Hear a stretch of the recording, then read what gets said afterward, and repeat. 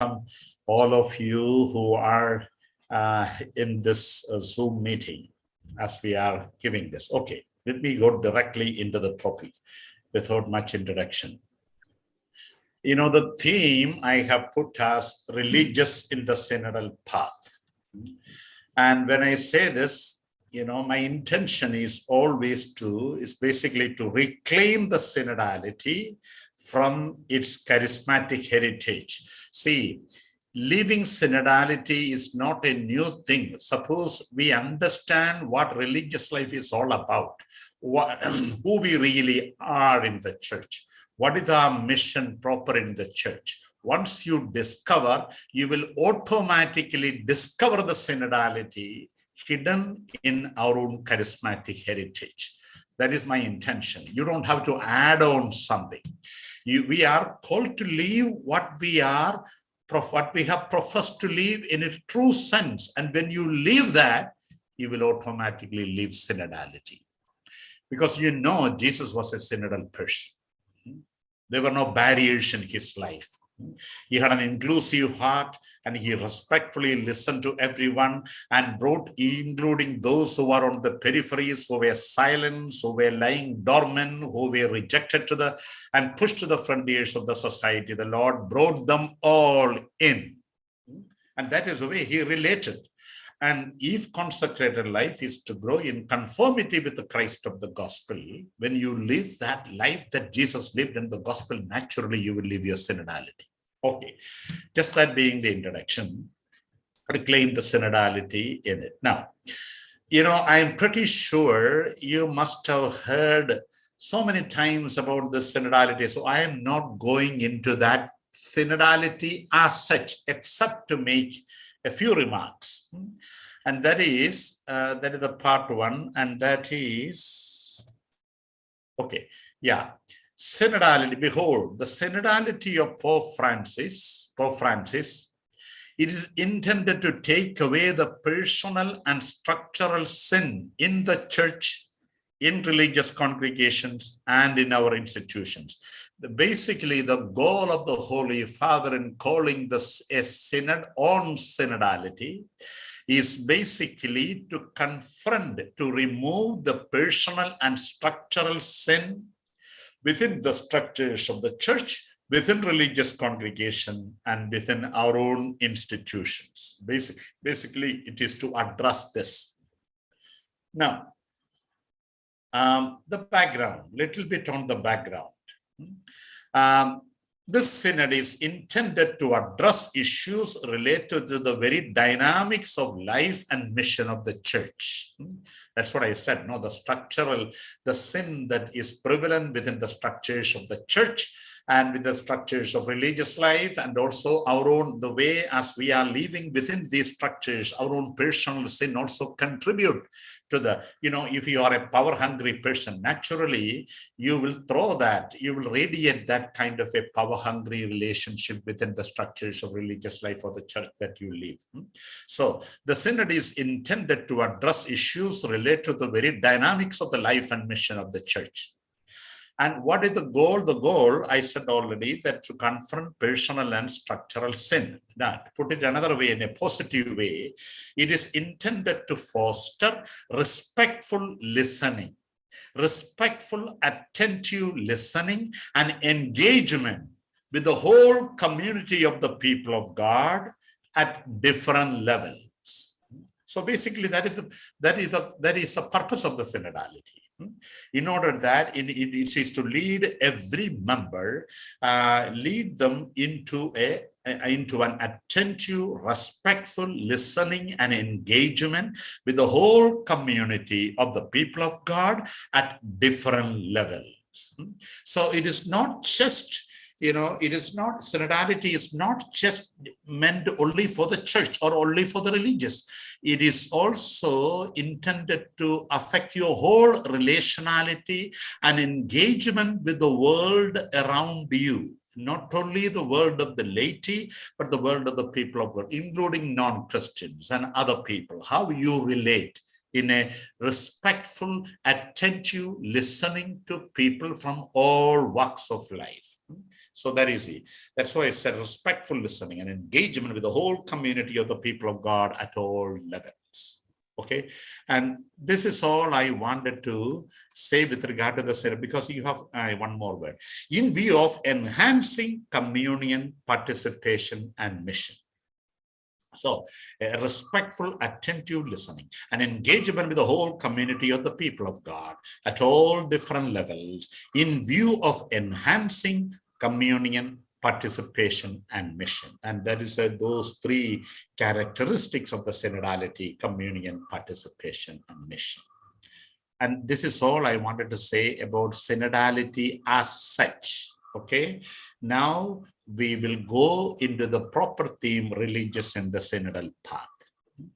By the way, if any of you wanted to ask anything, suppose there is something urgent, you can always unmute and talk, interrupt me. Suppose you're not hearing me, you're not able to follow, you can always unmute and tell me, Father, we are not listening, or that point which you said is not very clear. You can always interrupt me, okay, with that. Okay, now we will move on to the religious and the synodal path.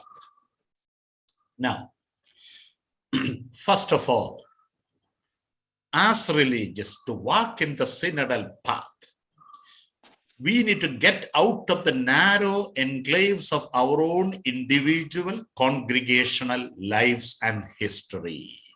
Many times what I feel is that we are all, my dear sisters and brothers, as religious, many times we are all lost in our own communities, or in our own provinces, or in our own congregation.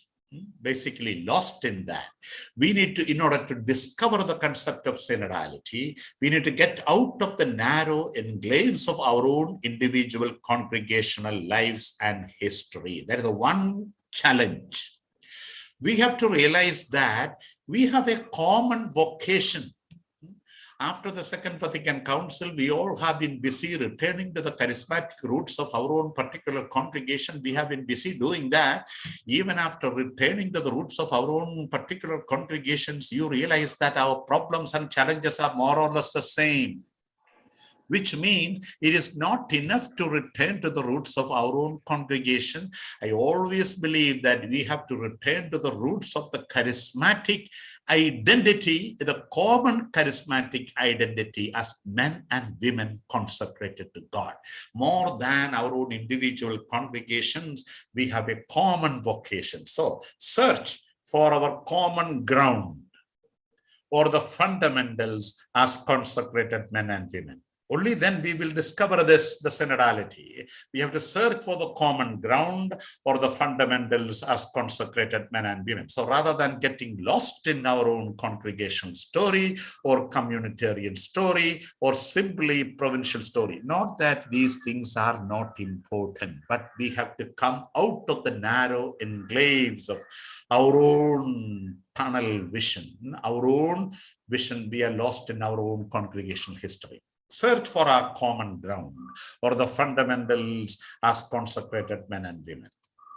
Then, please remember, we have a glorious heritage. We may not know this. We have a glorious heritage as old as the history of the church. Religious life is not something that began just during this century. It is almost, it has a history as old as the history of the church. We are almost 2000 years of history behind us.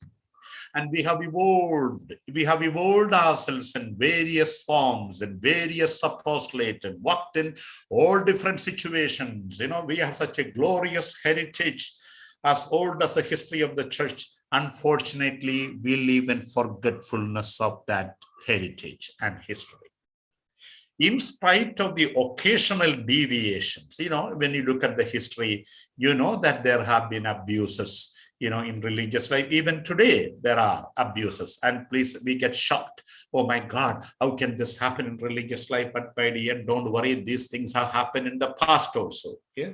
In the past, at various periods, the corruption has entered into religious life, and because of that, deviations, perversions have happened in the history of the church. In spite of the occasional deviations, diversions and perversions, synodality, communion, participation, and mission has always been at the heart of consecrated life. So it is not something to be added now, provided you understand them correctly, including our evangelical councils, what they really are. We have a kind of a moralistic, canonical, disciplinary understanding of the councils. With that thing, you cannot discover synodality. You have to. That is why we have developed, after the Second Vatican Council only, we have developed a theology of consecrated life, theology of community life, theology of evangelical councils. All these things were unheard of until the council. And the Claretian missionaries have been in forefront of developing a theology of religious life, and that's the reason why we have started all these institutes, including sannyasa in India. So has always been at the heart of consecrated life, not something to be added now. Of course, you have to rediscover your heritage, and then you will see that we are called upon to live synodality. The challenge then is to reclaim what may have been lost. That's why I use the expression reclaim what may have been lost. Now, why do I say this? You have to realize that we, consecrated men and women, throughout the history, we have made the church to sprout and grow. We have gone into, pagan territories, Gentile lands, lands where Christianity was not known at all. And we have gone in there, and then we have implanted we have sown the seeds of God's kingdom to sprout and grow. And slowly we have sown the seeds of God's word, and then slowly it sprouted and it grew gradually into a church. Even before church comes in, we were there. You look at the history, made the church to sprout and grow, expand and revitalize in different periods of the history of the world and of the church.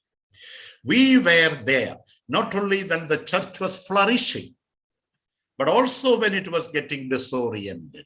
You look at the beginning of every religious congregation, you will see that, every religious congregation comes in as a corrective force to some of the evils that may have crept into the institutional church, but to address major challenges they have come in. You know that, for example, in the 15th century, we had the Reformation, the Renaissance, the Protestant Reformation, and then comes Ignatius of Loyola and the Apostolic Congregation pioneered by Ignatius of Loyola, coming as counter-reformation, reform of the clergy, reform of the seminaries, because all these things were lost. We didn't have a systematic theological priestly formation until the beginning of the Apostolic Congregation. And that's how the seminaries began. Before that time, we never had seminary. So revitalized in different periods of the history. We were there, not only when the church was flourishing, but also when it was getting disoriented. You have to realize, we were a revitalizing force, a corrective force, a salt of the earth and the light of the world. That's how the religious life existed in the church. And you look at our own country, when you look at all the educational institutions which has transformed our country, all the health institutions, all the institutions for the orphaned and discriminated people, and all that, you count the number of them, and you see it had a tremendous effect in the transformation of our own country. And it was not only in our own country, in every country. Of course, there were deviations, sometimes abuses, corruption, domination, all those things have come in. This is all human reality. Our life was marked by building communion, fostering participation, and opening new frontiers and mission. Evangelization, how to evangelize, how to learn languages, how to study cultures, cultural study, linguistic studies, and philosophical studies. All that we did in order for what? for the evangelization. So that, wherever we are, we will truly become a salt of the earth and the light of the world. And thereby we brought in transformation, marked by building communion, fostering participation, opening new frontiers in mission. You will see this not, if you look at only your own history, you may not find it there. You should look at the whole history of consecrated life. We are called to be model communities of evangelical life in various periods of the history of the church. We were called to be model communities of evangelical life. Desert tradition comes in, and the monastic tradition comes in at a time when disintegration and disorder, barbaric invasions crept into the society, and there was total, utter chaos and disorder in the heart of the world. And precisely at that time, monastic orders comes in to bring discipline, coherence, order, and into the social fabric of the world that they were living. So called to be model communities, evangelical life in various periods of the history of the church. Consecrated life, please remember, does not exist for itself, but always for others, the church and the world. Even in the desert, it was so. When we began in the desert tradition, so many people, they were considered to be men and women of God. They were called white martyrs. And so people traveled miles and miles in order to go and meet them and get spiritual guidance, because they were seen as men and women of God. They were seen as people who went into the territory of the devil, into the desert, and defeated the devil, which was causing problems to the world, and defeated the world and redeemed the world from the dangers of the evil one. So the desert fathers, basically, even in the desert, it was so. They had a mission to the world. Desert fuga mundi, flight from the world, we call it. Please remember, it was not an escape from the world, but to remove our own blinders. How can the blind lead the blind? They literally believed in that. And so their commitment was basically to remove the blinders, their own blinders first, so that they can see the speck in somebody else's eye. Jesus also told the same thing to us. How can you remove the speck in somebody else's eye? When you have a wood in your own, remove your own blinders first, and then you have a better clarity. And they literally believed that. Before they wanted to reform the world and reform the society and reform other people, they wanted to reform themselves first. That was the thrust of the desert movement at that time. Even the desert movement was not an escape, but to remove our own blinders and to look at the world through the eyes of God. How can the blind lead the blind? And they went in there. So they had a mission to the world. It is not that they ran away from the world. They were more interested in confronting the evils which were creating problems in the heart of the world. And that is why they were seen as men and women committed to God, reliance on God. They went into the territory of the devil and defeated the devil in its own territory. They were seen as valiant men, strong men, men and women, sorry, yeah. So monasticism, and you look at monasticism. Monasticism emerged as a means of helping those who came to them seeking guidance, and to respond to people in times of needs. Mutual listening. See, they listen to the world. What is happening to the world? There is utter chaos, barbaric invasion, and there is disorder, and we need to give order and stability to the world. And so they first of all started living their life in an orderly way, the monastic rule, and thereby they also taught people how to build up your society, how to build up humanity, how to do agriculture, how to do accounting, how to do architecture, how to do singing, how to read and write. They listen, and thereby they transform. Came to the seeking guidance and to respond to people in times of need. It responded, monasticism responded to the collapse of the Roman Empire due to the barbarian invasion and the faltering social organization of Europe, with a focus on stability, order, discipline, and coherence in the midst of the chaos. Thereby, monastic congregation, monasticism laid the foundation for a Christian civilization. transforming the world around them with the monastic wisdom of ora et labora, work and pray. So that is what went into and this is the reason for the development of what we call the Christian civilization.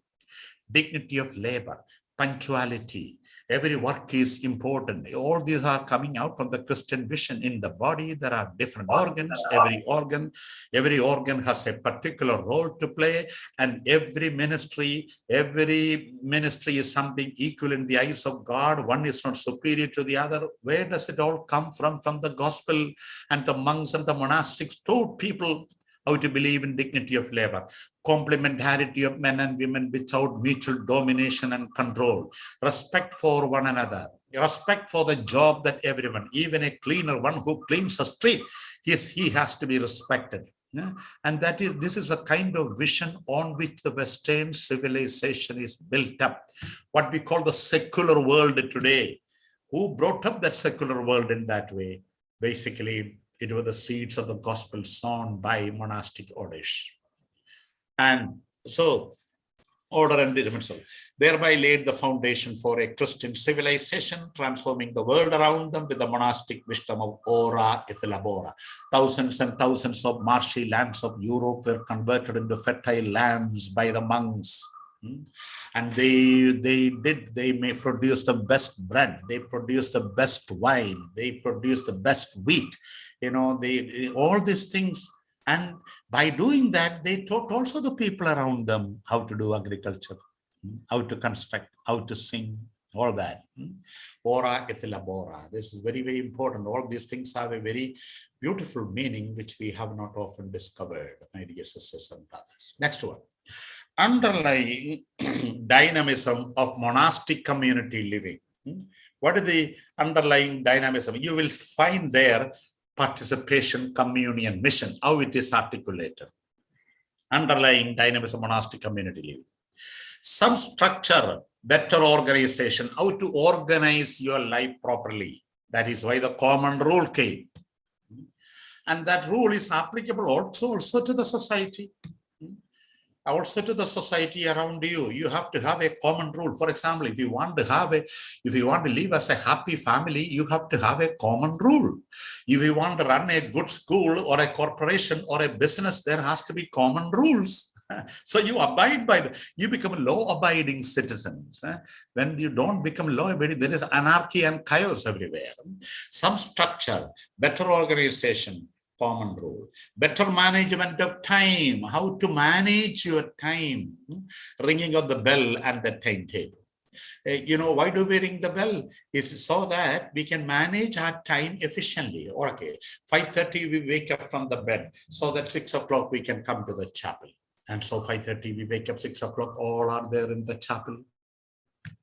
Suppose 6 o'clock there, and one person comes after 5 minutes, one comes after 10 minutes, or one comes after 30 minutes. How will the prayer go? So you have to have coherent, order, discipline, ringing of the bell and the timetable. Someone to guide the common discernment, authority. So this is the beginning of the role of the superior. Who is the superior actually? Who is a superior? Has to be a master listener. Authority is a master listener. It's not that you have the power. Even if you have a power, your power comes because of your respectful, masterly listening to the community that you are called upon to do. Authority, abbot, or superior. He is not superior. He is not the embodiment of God's will. That was never in the religious life. It was never so. It was always to facilitate the common discernment. A joint search for God's will has to be facilitated by someone who is the leader. And so the leader happened to be the abbot or the authority or the superior or the, and that is a way to see it. It's not the embodiment of God's will. He facilitates a mutual respectful listening of the members, coordinates that listening.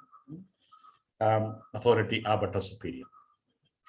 Better coordination, obedience to the ruler of the group, my dear. Even in a ship, there cannot be too many captains. There has to be one captain only in the ship, not only in religious life, in the ship, in the company, in the organization, whatever there has to be somebody who is the leader. So don't think that in religious life only we have superior. Superiors are everywhere. In all walks of life, there are leaders, and the leaders are people called, and they are all called authorities. Authority, so better coordination, obedience to the ruler of the group. So you can express your opinion and with your proper reasoning, and they will listen. Finally, somebody has to synthesize it into a final decision for the best interest of all, no? Otherwise, all are discussing, no decision at all.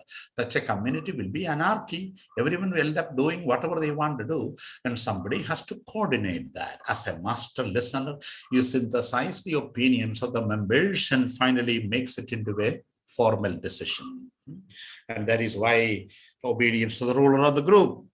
Summoned to preside over the Eucharist, abbot was ordained for the sacramental needs of the monastery. In the beginning, not all the abbots were priests, not all monks. Monks are monks.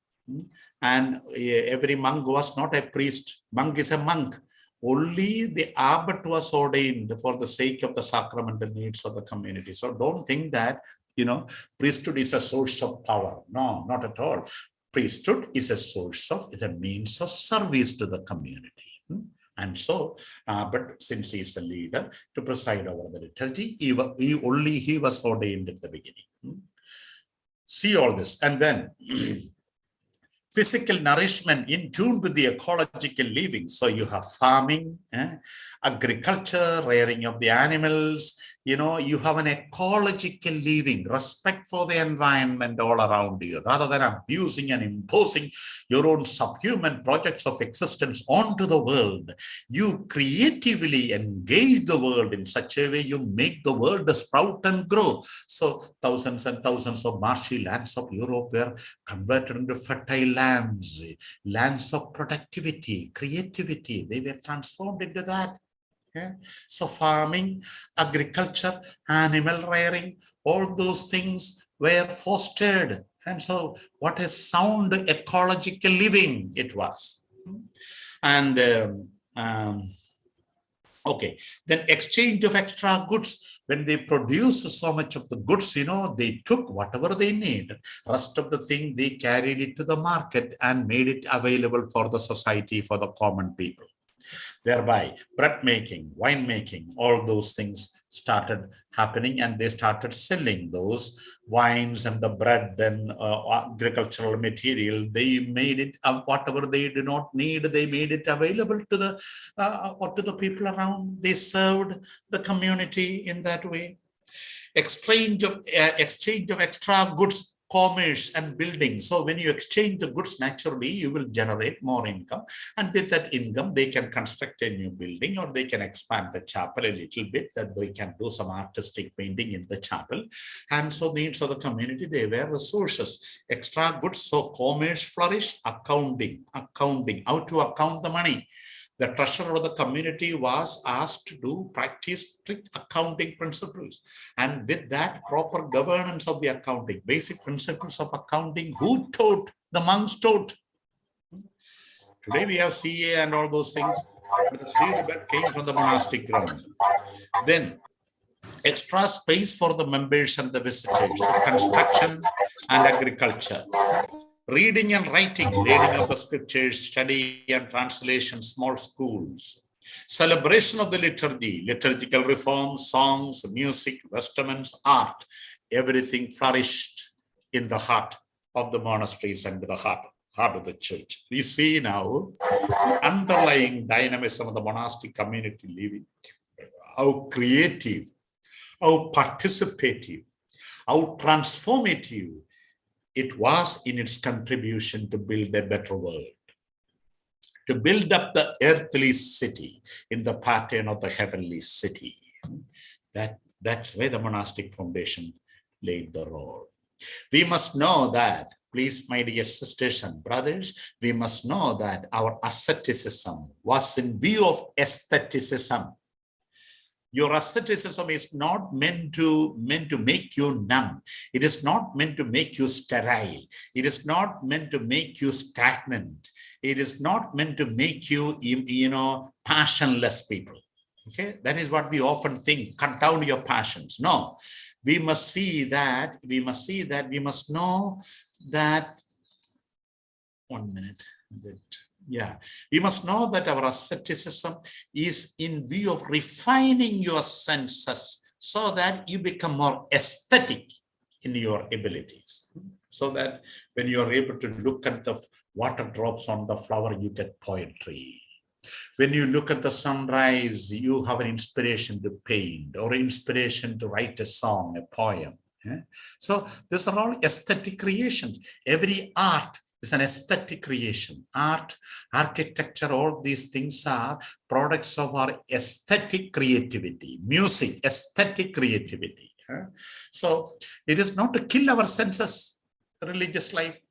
You're not supposed to smile. You're not supposed to look at somebody. You have to be sterile emotionally. You should control your emotions. All these things are not coming from the mind of Christ when it comes to religious life.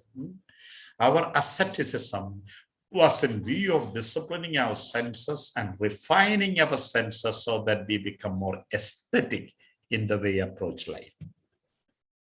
It's a grace to process, to discipline and sharpen our senses, our capacity for listening, sharpening our capacity for listening, reform and transform our impulses, our desires, our ambitions, our aspirations. And that is what asceticism is all about. It is not a destruction. Grace does not destroy human nature. Grace builds on human nature. It builds on our ambitions, our desires and passions are refined, purified, enlightened, and transformed. That is the purpose. Not to kill them. Impulses, desires, ambitions, and aspirations, so that we become transformative agents, not destructive agents, not violent agents, not imposing agents. In order to place them in the revolutionary project of the new reign that Jesus personified and inaugurated, all our senses, all our talents, all our resources must be refined and developed and nuanced and must be redirected in the process of building God's kingdom. That's the beauty of religious life.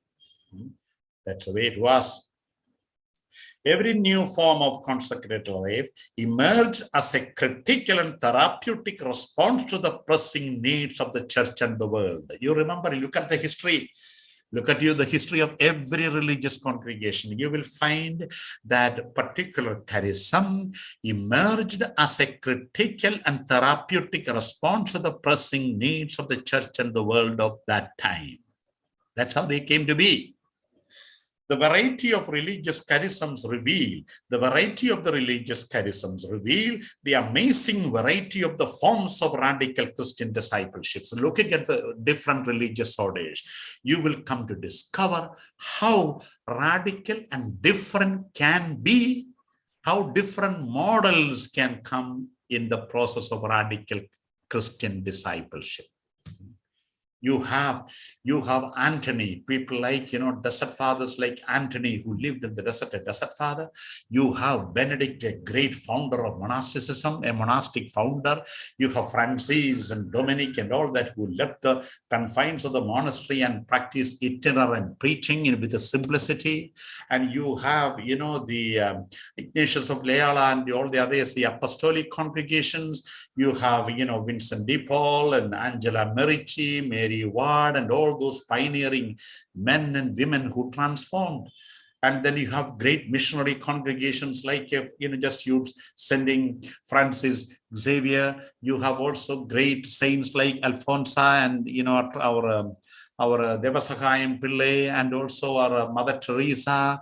You look at the amazing variety of the Christian discipleship. You have Maximilian Kolbe, Christian discipleship. And you have Teresa of Avila, so many of the thousands of men and women, consecrated men and women, revealing to you what is involved in the different models of Christian discipleship. Every new form of life emerged as a critical and therapeutic response to the pressing needs of the church and the world. The variety of the religious charisms revealed the amazing variety of the forms of radical Christian discipleship. So you will see only if you come out of your own narrow enclaves and look at other congregations and appreciate the work that they do and the foundation, what they did and how did they begin, that respectful listening we need. We cannot do everything, my dear sisters and brothers. You may be belonging to one religious congregation. You cannot do everything in your religious congregation. Your charism is certain possibility, but certain limitations. And that is why there are other religious congregations do also other works which we are not able to do. And so we should reach out and foster and support them, appreciate them for doing the work what they are doing. For that, you need to come out of your own narrow enclaves. Then they're all charisms are non-sacramental mediations of the love and compassion of Jesus. Non-sacramental. Remember, for the religious life, not sacramental mediation. For consecrated men and women, we are all called to mediate non-sacramental mediations of the love and compassion of Jesus into the broken world and wounded humanity. So this is what you are supposed to do. And then you have to, by constant contemplation on the gospel, you discover and reveal to the people the deeper layers of the hidden meaning of the word of God. For example, parable of the sower. Have you ever seen, when you look at the sower in the parable that Jesus spoke doesn't seem to be a good sower. He is a careless sower. He's not interested in making produce and more profit. Why? Because he was sowing his seeds indiscriminately. He was sowing the seeds on rocky ground and marshy ground and stony ground and everywhere. It is an attempt to reach out to all types of human hearts. We have a God who loves us to an extent that he is prepared to waste his precious seeds on all kinds of human soil, hoping that one day they may respond to me. The unconditionality of the love of the Father, which we are called to mediate. We are called to mediate the same to the others. We are also called to reach out to the stony heart and bushy heart and marshy heart, and rather than condemning them and pushing them away. That's what the Lord did. At every stage, religious life as a movement of the Spirit of God was both a protest and a call to renewal. At every stage, religious life was a movement of the Spirit of God, which was both a protest and a call to renewal, a prophetic denunciation and annunciation. At the time of Eremitism, we were confronting a compromising church because of the Edict of Milan, and the Constantine church was a wealthy church, immersed in all kinds of evil addictions and all. A time of Eremitism to confront the compromising church. Mendicant movement, a corrective force to the feudal church. Apostolic orders, a corrective force to the malformed church. Lay institutes, especially after the French Revolution, so many brothers' congregation, lay institutes, in order to confront the evils of a clericalized church. Missionary movement, in order to correct the evils of a Europeanized church, in order to make the church more Asian, more African, more continental, more South American. So that's how the colonizers went, and the missionary movement also started, and thereby they made the church to sprout and grow in different continents of the world. We were the pioneers. I was telling you that how participative, how listening the religious life had been, because they listened to the evils of the world and evils, corrupt practices in the church. It has always been a reforming presence in the heart of the church and the heart of the world at different stages in its life. Now, let us come, concerning the vows. Now, I was telling that how we need to reinterpret the councils in such a way that we will pick up the dynamics of the synodality in terms of communion, listening, participation, and mission. So that is why I said, that we have the heritage. Only thing we have to reclaim it. that heritage. Okay, please remember this. Until up to the time of the council, no serious theological reflection on religious life, and therefore also of the councils, until Second Vatican Council. Though the three vows of poverty, chastity, and obedience were seen as the essential elements of religious life, their profoundly anthropological and theological footing was lost sight of. It was mostly a looking at the councils from above, their implication anthropologically, humanly, on the basic human ground. What are the implications of poverty? What are the implications of the obedience? What are the formative implications for one's own life? That anthropological significance was lost sight of. Many times the vows were more understood mostly on juridical, moralistic, disciplinary, and canonical terms, regulating one's attitude, actions, behavior, and relationships. This is the way it was taught until the Second Vatican Council. Even though they were, valiant, beautiful example, the general perception was in this way. That is why the book of rules were very important until the council, book of rules. But remember, book of rules was mostly for the monastic orders. But the book of rules came to be practiced everywhere, even when a student joined the seminary or joined the convent or the seminary. The gospels were not given. Book of rules were given, mostly also for the sisters, female religious congregation. The book of rule was more important than the gospel. I often speak, you must have seen that movie, A Nun Story. It's a beautiful movie that will depict you, show to you what is the kind of religious life of the sisters lived until Second Vatican Council. You get a fair view of what is the kind of religious life that was lived. So things change only after the council. Religious profession became synonymous with the making of the vows, and therefore of keeping rules. They saw only that vows were seen more in terms of rules. Called for a strict adherence to the rule of life. Servo ordinam et ordo servabit te. Keep the rule and the rule will keep you. That was the understanding. And then remember, until the council, we were called vows of poverty, chastity, obedience. We were called to make vows, but there is a difference between vow and after the Second Vatican Council, we got a new term, evangelical councils. That was a revolutionary thing. Evangelical council simply means that what we are professing are not simply vows. Vow can be lived by any Dick and Harry. Vow can be made by anybody, but we are making the vow to live the reality of the evangelical councils. Evangelical councils mean chastity, poverty, obedience in the manner and the style that Jesus lived, understood, expressed in his own life. That is why they are known as evangelical council. That's why evangelical councils cannot be understood without the gospel.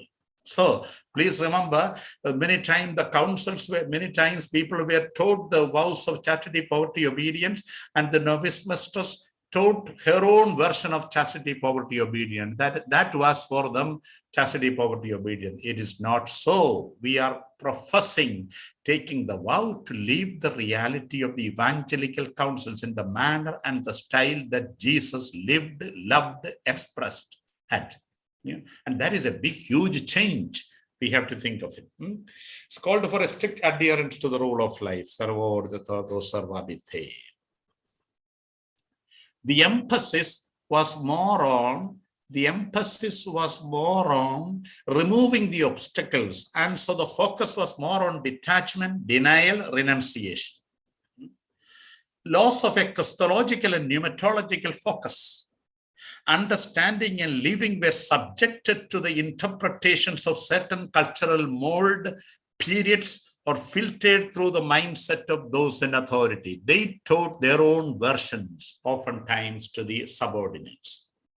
often treated, the councils were often treated as three independent aspects of a commitment. Independent, and we did not realize that they are interrelated, intercomplementary, interdependent understanding of the councils we need to teach, because that's the way Jesus lived it. And so this is also an aspect of it. Loss of complementarity and interrelationality. Loss of complementarity and interrelationality. This was the situation until the Second Vatican Council.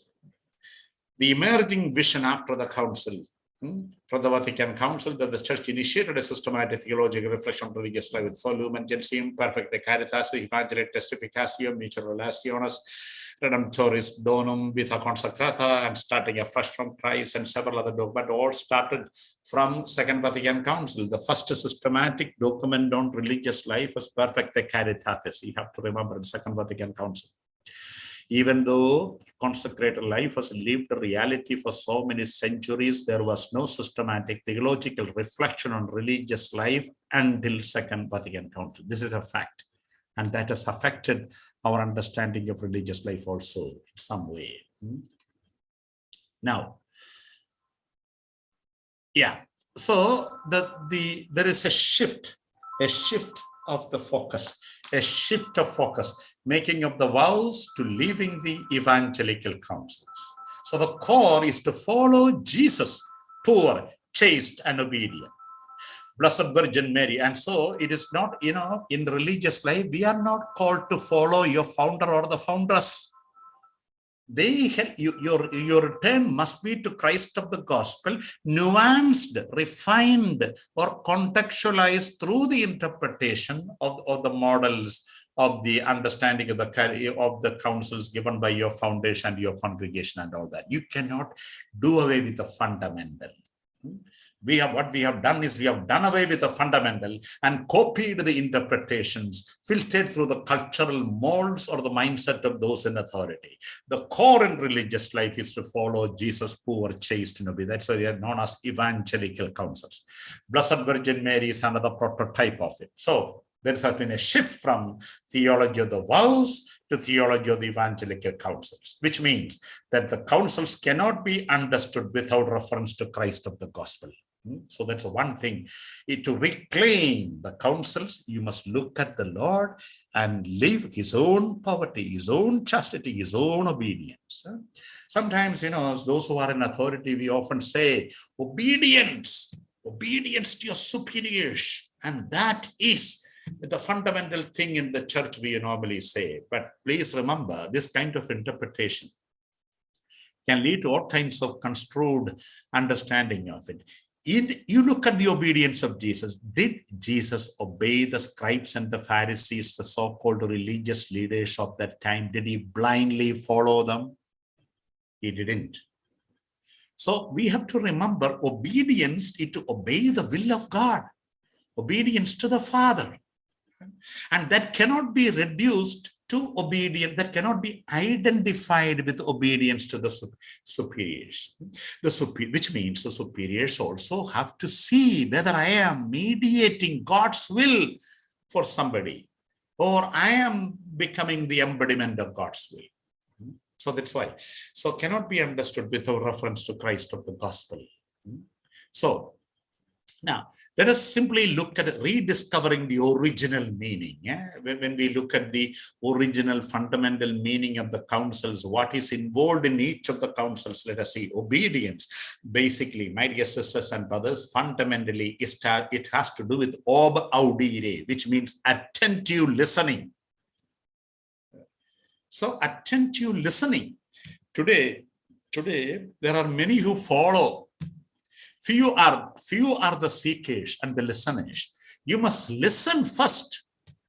Attentive listening. You have to search for the word of God. And God's word can come to me not only from above, but also from below, from the right side, from the left side, from the front and the back. What is that you read in Psalm 139? Lord, you are in front of me. You are behind me. You are left to me, right to me. If I go up to the heavens, you are there. If I go into the depth of the ocean, you are there. Which means what? To obey, you have to engage in a dialogical, attentive, dialogical listening. Is at the heart of obedience. And so, this is why I said, no, reclaim the spirit, attentive, respectful, vigilant listening to the reality all around you. So even before you choose to sit down on the chair, you have to see whether there is water on the chair, whether the leg of the chair is broken. You have to check that, attentive listening, practice that. So the Lord doesn't want you to sit on the chair and the chair breaks down and you get hurt. So you have to look. And, and even when you climb, when you travel in a bus, you have to look at the bus, how many steps for the door are there, and where are the men sitting, women sitting, where the bus is going. You have to listen, no? Attentive listening. This is something you have to constantly do. Don't think that obedience is only at time when the superior speaks, I listen. Rest of the time, I don't have to. I resort to a careless living. That's not the meaning of obedience. So obedience, attentive listening, fundamental meaning. Poverty is not to be equated with the renunciation of things, so that you become people like in the slums, or you become a Daridravasi. You don't have life of total negation. Oftentimes we understand poverty as, renunciation of things or detachment from things. These are the interpretation we give. Renunciation of things. Now, can you renounce everything in your life and live? When you're wearing your habit, can you renounce your habit and walk naked? You have to have your habit right. You have to have your pen right. So it is not, obedience is not simply about negation of things, denial of things, repudiation of things, rejection of things, or hatred towards things, or detachment towards things. This is the way we were often taught. But at the heart of poverty is simplicity of life. Basically, you use only what you need. Not that you have an aversion to the things of the world, no. And you look at the Lord, did he have an aversion to the things of the world? Was the poverty of Jesus a denial of things, detachment, hatred towards things? Was it so? He was an ordinary person. He went and ate at, several people's homes, and, he was at the miracle of, at the wedding feast of Cana, he was present. Today we will say religious, we don't attend to wedding. Why? Because renunciation of the world is celebration, we say. If that's the case, why did Jesus, along with the disciples and Mother Mary, also attend to the wedding at Cana? What answer you will give? So all these have to be reinterpreted, my dear sisters and brothers. It's simplicity. Simplicity. Basically, you use things for your need, that's all. And so a free, liberated, respectful, wise, generous, prudent use of the things and the resources in the process of building God's kingdom. That is simplicity. A free, liberated, respectful, generous, wise, prudent use of the things and the resources in the process of building God's kingdom. This is what simplicity is. Chastity. Involved in chastity is respectful love. Respectful love. A love that is free from possession, manipulation, objectification, exclusivity. That is chaste love. Chaste love is a free love. Chaste love is a love that is free from possession, manipulation, objectification, abuse, and exclusivity. That is respectful love. And that is what chaste love is all about. When you love, it's nothing to do with you should love only men, don't love women, or you should love only women, not love men, and all that kind of thing. It is never there. It is never in the mind of Jesus. You look at the Lord, he related with everyone freely, generously, respectfully, including the Samaritan woman, including the Bethany sisters, including the woman at Cana, including the sinful woman caught in adultery. Respectful engagement. And that's how we mediate the Father's love to the world. So rediscover this attentive listening, simplicity. That means you don't identify yourself on the basis of what you have or the position that you have. I am the mother superior, I am the provincial superior, I am the administrator of the hospital, so everyone should sit and listen to me, and walking around with that earth-shaking influence. This is, and there are some people where even when they go for holidays, they will talk to their own mother, like the principal of the school only. And this is what happens when you get possessed by your own positions. Your position become your possessions. Simplicity. You know that I am doing a work entrusted to me. Once the time is over, once my appointment or transfer comes, I leave and go on to the new place. You're free. Your heart should remain free. So attentive listening, simplicity, respectful engagement. Obedience has something to do with your transcendent dimension. Obey, asking, seeking, knocking, transcendent dimension. Poverty has something to do with the way you relate to the things of the world, functional dimension. Chastity has something to do with your affectivity, your bodily affectivity, your capacity for love. And so obedience corresponds to Jnana Marga, poverty Karma Marga, chastity Bhakti Marga. Obedience has something to do with the politics, poverty has something to do with economics, chastity has something to do with your social life. Now, what I wanted to say is this: evangelical counsel, the threefold evangelical counsels, are ways of transforming the three dimensions of the human personality and also to transform the structures of the world: politics, economics, social life. So they have something to do with the way you reform your own dimensions of the person, the transcendent, functional, vital dimensions. At the same time, that will also teach you how to transform the structures of the world around you: politics, economics, and social life. We will come to that, discovering the original meaning. Now, to explain a little, holiness is consonance.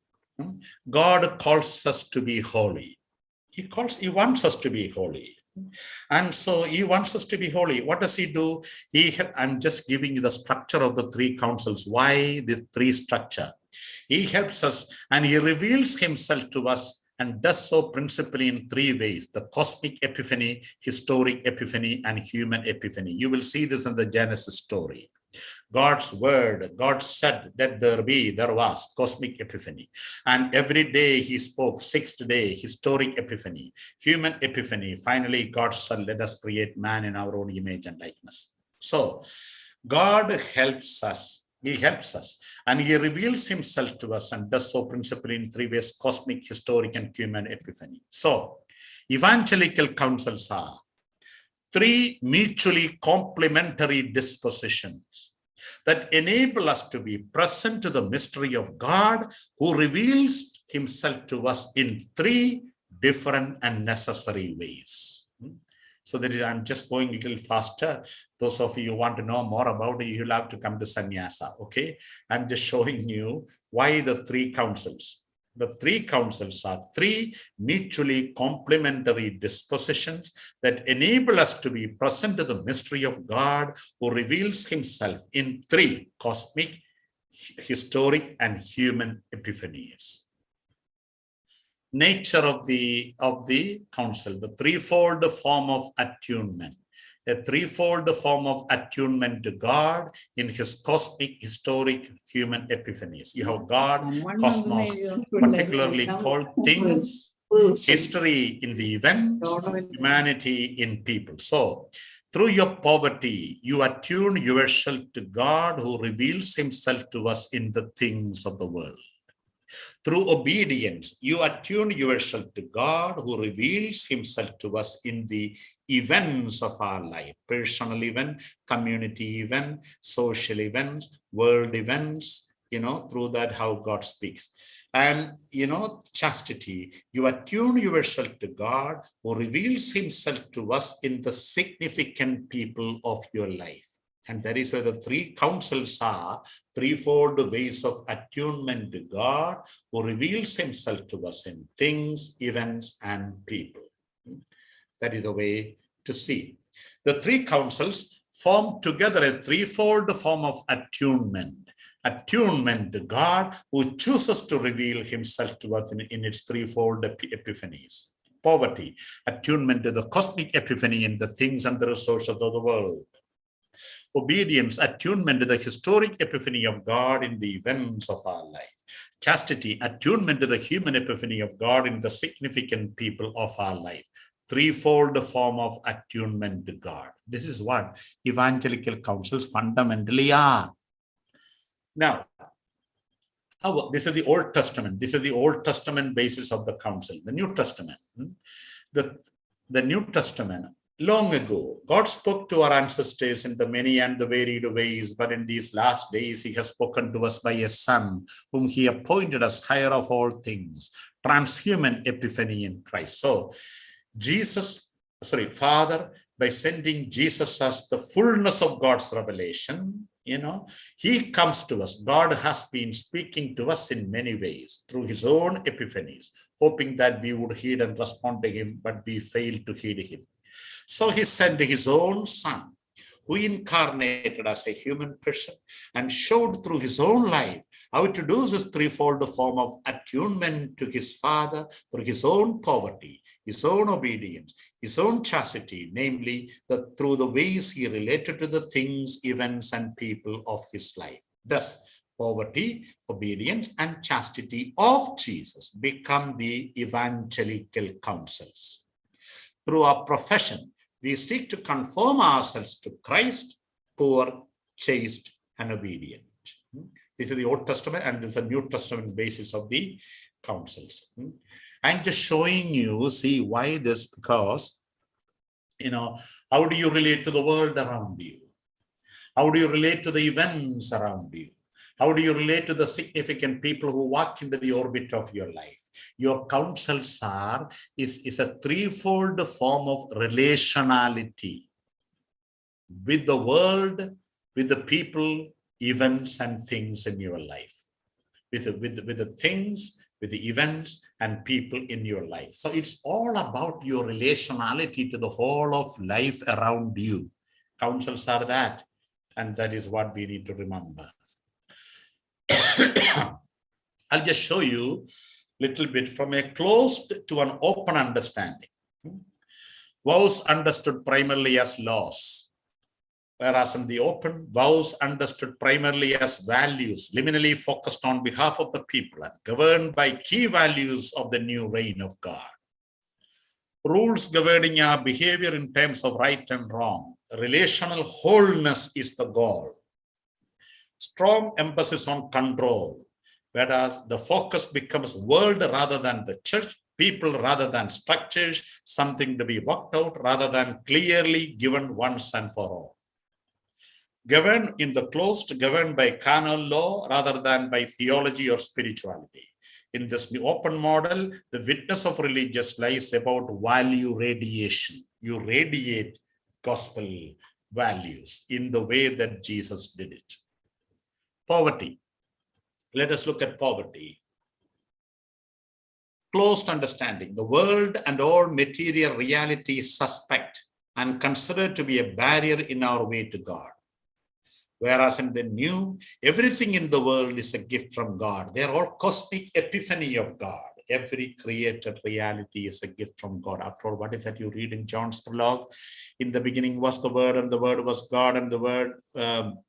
the beginning was the Word, and the Word was with God, and the Word was God. Everything came into being. Everything came into being through the Word that exists. So everything in the world is a gift from God, given to be used creatively, responsibly, and generously for the good of all. This is poverty. This understanding encourages us to withdraw from the world and detach ourselves as much as possible from the material things.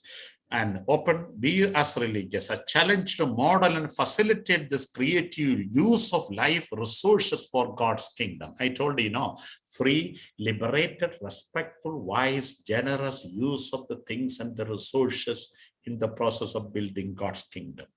A companionship of empowerment, nurturing life and world around you. This is the purpose of the councils. I hope it is clear. Obedience, close understanding. In order to manage and control the unruly and the disordered nature of the creation, we need structures which will mediate wisdom from on high. God, church, hierarchy, provincial superior, will of God in the positions of authority. Look at the open side. How we exercise our God-given creativity in conjunction with the people, systems, and creation at large. This is the engaging and the discerning question central to obedience. Vow of mutual sustainability, dialogical listening, participation, sharing, and mission. This is the goal of consecrated, of the evangelical councils. Then next we have chastity. Okay. What is this chastity? The human body and its creative potentials are considered to be major obstacles to the pursuit of holiness and perfection. Our embodied sexual identity is a central feature of how God has created us. So responsible relational intimacy, a central feature of every vocation, a chaste vocation. What is the goal of a chaste vocation? Responsible relational intimacy. God is perceived as a disembodied, asexual reality, and all humans should strive to become like God only. Whereas, how to negotiate this growth in a creative and loving way is the liminal and pastoral challenge to which religious are called. How you transform your affectivity in such a way you grow, and other people also who come into the orbit of your life, they also grow. They're also respected, appreciated, fostered, not abused and suppressed and discriminated. Okay, this is what we have seen. Now only 5 minutes are there. Okay. Just wanted to conclude by just giving one thing.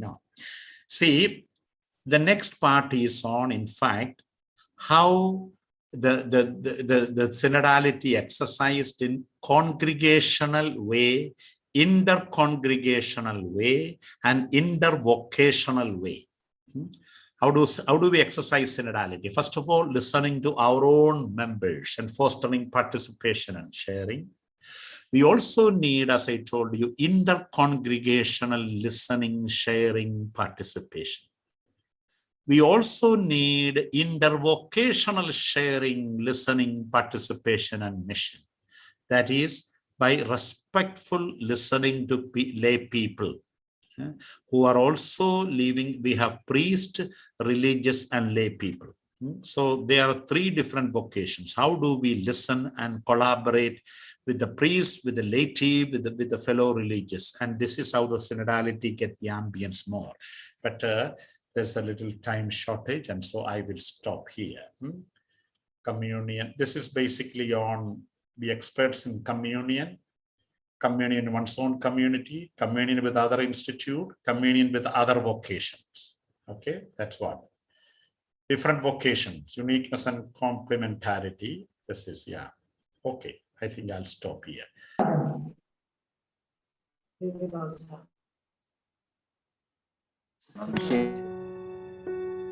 The Congregation of Missionaries, Sons of the Immaculate Heart of Mary, popularly known as Claretian Missionaries, has been committed since its very beginning to the renewal and revisioning of consecrated life. To this effect, Claretians have established 6 institutes of consecrated life in various continents for the study and research into the theology of consecrated life.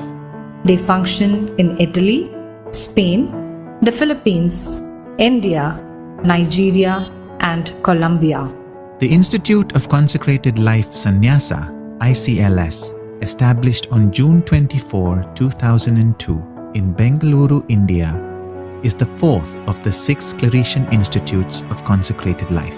ICLS offers the following programs: 2-year licentiate in Theology of Consecrated Life, affiliated to the Pontifical Lateran University, Rome; 9-month diploma in the Theology of Consecrated Life; Safeguarding Minors in Ministry in association with the Gregorian University, Rome; formative accompaniment, theory and practicum for skilling formation personnel; a 3-month long intensive preparatory course for final profession; 1-month summer course in the Essentials in Consecrated Life; a 100-hour online diploma course in Consecrated Life; another 100-hour online diploma course in Bible studies. Besides these, ICLS publishes a biannual journal, Sannyasa Journal of Consecrated Life, and hosts national and regional seminars in themes integral to consecrated life. ICLS is situated at Karmalaram, an ideal venue for serious academic pursuits and deep reflection, conducive for a soulful renewal and transformation in the life of consecration. ICLS offers separate residential quarters for men and women, a well-equipped library and computer lab, and a green campus. The faculty are drawn from both India and abroad. ICL Sannyasa welcomes consecrated men and women, priests and seminarians, laymen and women. In short, anyone who wants to deepen knowledge of consecrated life. Scholarships are offered to all eligible students. ICL Sannyasa is currently in the process of further innovation, diversification of courses, research and documentation center, and twinning and student exchange programs within the consortium of the 6 Claretian Institutes of Consecrated Life. If you are a religious person or a lover of consecrated life, ICLS is the place to be. ICL Sannyasa is a place of prayer. ICL Sannyasa is a place of transformation. ICL Sannyasa is blessed with natural beauty and is very eco-friendly. ICL Sannyasa is a wonderful place to learn the theology of consecrated life. ICL Sannyasa is an abode of wisdom. ICL Sannyasa is a place to be at. Come and join us.